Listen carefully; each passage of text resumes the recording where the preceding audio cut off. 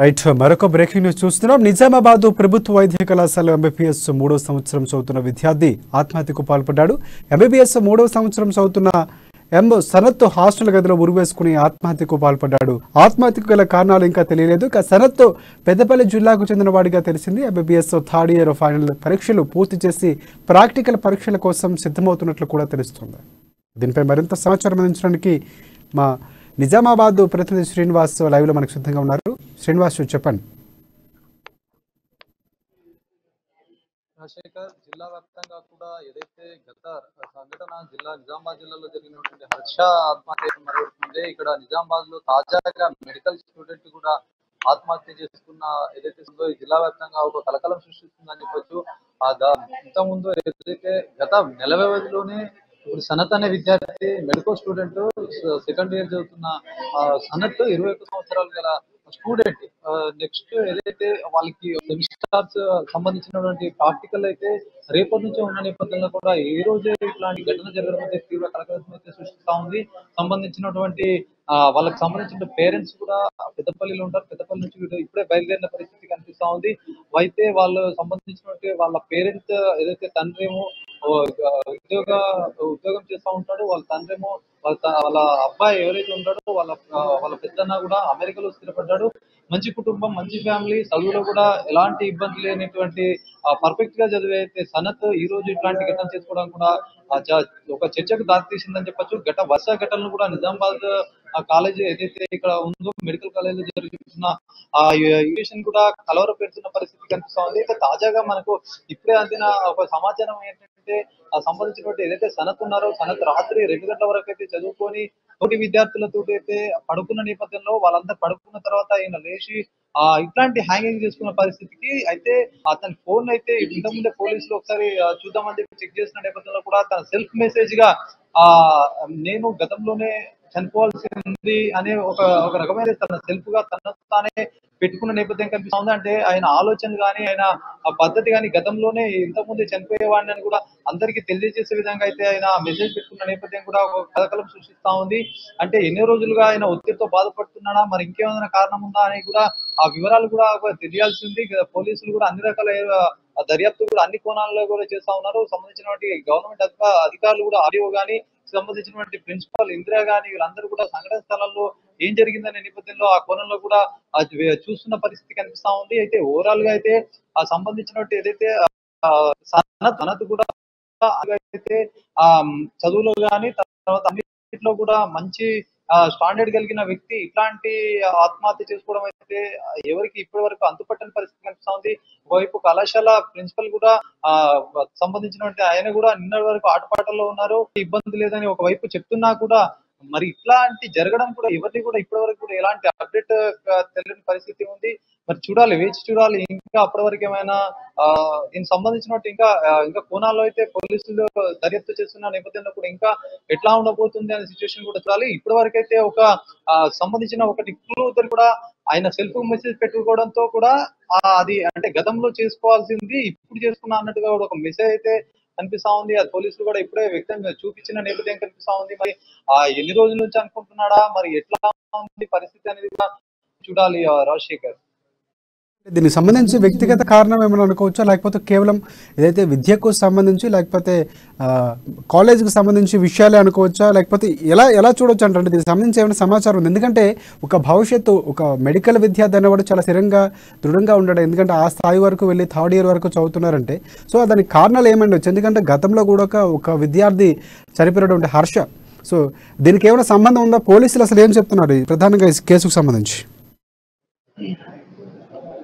ముఖ్యంగా కూడా అసలు ఒకటి వరుస ఘటనలు కూడా కొన్ని రోజుల కింద చూసుకున్నట్టయితే వరంగల్లో ప్రీతి ఆత్మహత్య మెడికల్ స్టూడెంట్, తర్వాత ఇప్పుడు ఇక్కడ నిజామాబాద్ లో కూడా గత నెల 25వ తారీఖున కూడా హర్ష ఆత్మహత్య. ఇప్పుడు చూసుకున్నట్టయితే ఈ సనత్ అనే ఆత్మహత్య. అంటే జరుగుతున్న అనే నేపథ్యం కూడా ఒకవైపు పోలీసులు చూస్తున్నప్పటికీ కూడా ఇప్పుడు ఉన్న తాజా పరిస్థితి సిచ్యువేషన్ పై నుంచి అయితే ఇప్పటివరకు అనుమానాలు కూడా ఏం వ్యక్తం కాని పరిస్థితి. చూడవరకు ఇక్కడ పేరెంట్స్ గానీ తర్వాత వివిధ సంఘాల నాయకులు కానివచ్చు, స్టూడెంట్ లీడర్స్ కూడా వచ్చి అబ్జర్వ్ చేస్తున్న పరిస్థితి. ఒకవైపు పోలీసులు కూడా అన్ని కోణాల్లో అయితే దర్యాప్తు చేస్తున్నారు. వ్యక్తిగత కారణాలు ఏంటి అనేది ప్రస్తుతం వరకు తెలియకపోయినా కూడా పర్సనల్ సంబంధించిన కాబట్టి ఇక్కడ ఇప్పటివరకు ఆయనకు ఎలాంటి ఇబ్బందులు లేవు అన్న విధంగా ఆరోగ్యపరంగా కానీ ఇక్కడ సంబంధించినటువంటి ఒత్తిడి కానీ ఇప్పటివరకు ఏం తెలియని పరిస్థితి. కాకపోతే కానీ మెడికల్ స్టూడెంట్ అంటే కొద్దిగా ఒత్తిడి ఉంటుంది. ఒత్తిడి నేపథ్యంలో కూడా ఇక్కడ కౌన్సిలింగ్ అయితే ఈ పాటికే మేము సంబంధించినట్టు ఇయర్ వైజ్ గా కూడా అంటే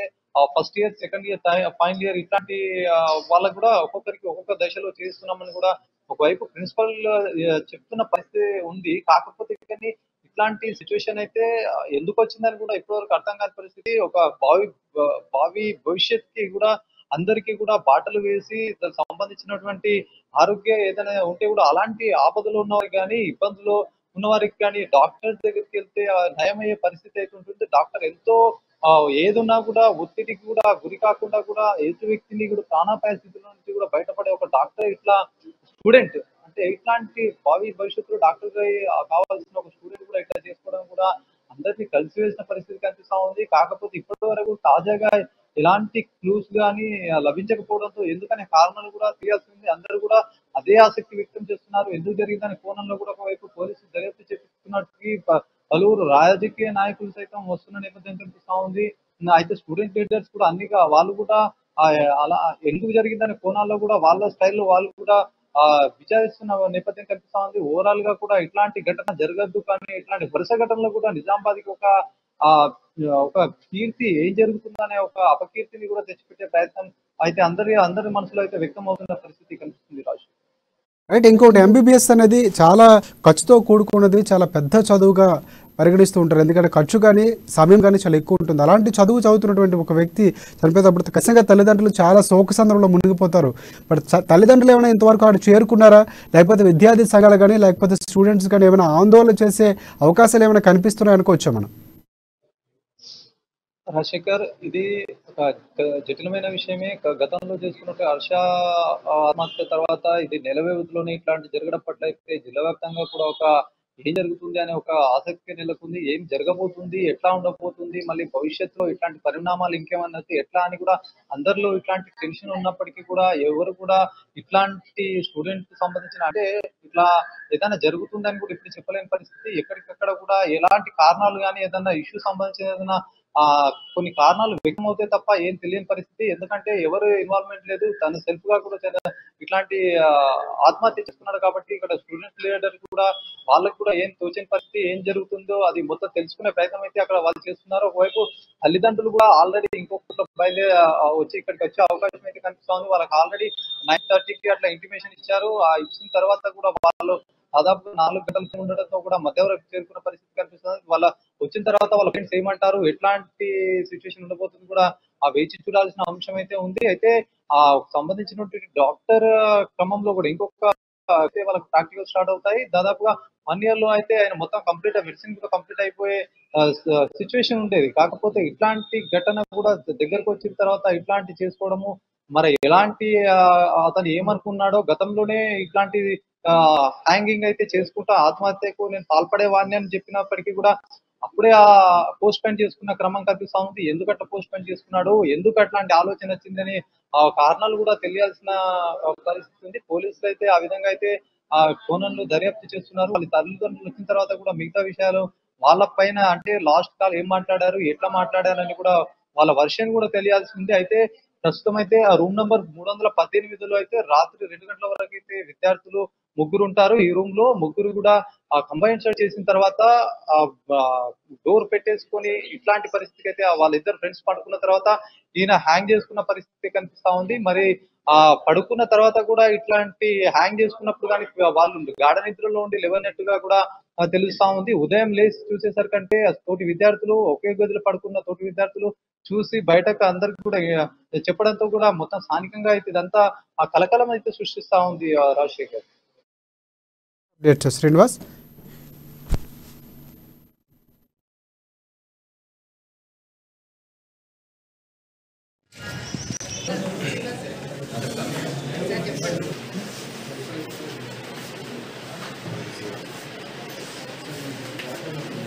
పరిస్థితి విద్యార్థులు జనవరి నెలలో గురవుతున్నారు. ఇప్పటికే 3వ సంవత్సరం జరుగుతున్నారు.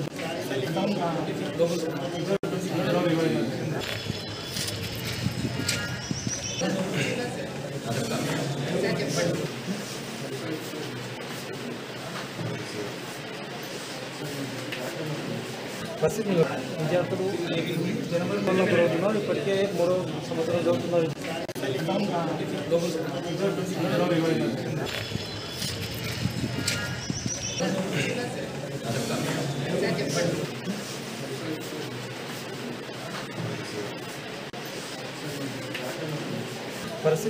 విద్యార్థులు జనవరి నెలలో జరుగుతున్నారు. ఇప్పటికే 3వ సంవత్సరం జరుగుతున్నారు.